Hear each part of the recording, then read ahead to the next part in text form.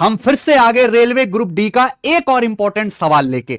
आज लाभ हानि का क्वेश्चन है। तसी sells two article for 5,000 rupees each with no loss and no profit in the overall transaction. तसी दो वस्तु बेचता है, दोनों में से हर एक को 5-5 हजार रुपए का बेचा, यानी कि दोनों वस्तुओं को सेम सेलिंग प्राइस पर बेचा है और दोनों को बेचने से ना लाभ हुआ ना हानि। एक वस्तु 16 सही 2/3% यानी कि 1/6 के लॉस पर बेचेगी। दूसरी वस्तु पर कितना लाभ हुआ? एक बात बताओ, यहां मैं लिख रहा हूं सीपी, यहां एसपी। एक वस्तु को बेचा गया 16 सही 2/3% के लॉस पर, जिसकी फ्रैक्शन वैल्यू 1/6 यानी कि 6 के समान पे 1 का लॉस हुआ, तो 6 का समान जो है 6 के समान पे 1 का लॉस हुआ। 6 का समान यानी कि कितने में बिका? 5 में। अगर सवाल को ध्यान से देखो तो दोनों वस्तुओं का सेलिंग प्राइस सेम है। अगर पहली वस्तु 5 की बिकी है तो दूसरी भी 5 की बिकी होगी। लेकिन सवाल का लॉजिक यह है कि पूरे ट्रांजैक्शन में ना लाभ हुआ ना हानि हुआ। इसका मतलब यह है कि अगर एक वस्तु पे 1 का लॉस है तो दूसरी वस्तु पे 1 का प्रॉफिट होगा मेरे भाई। 1 का लॉस 1 का profit, overall no profit no loss हो गया। 1 का प्रॉफिट हुआ 5 का बिका, तो यानी कि सामान का सीपी कितना होगा? 4 रहा होगा। 4 पे अगर 1 का प्रॉफिट हुआ है मेरे भाई तो कितना प्रॉफिट हो गया? ये 1/4 25%,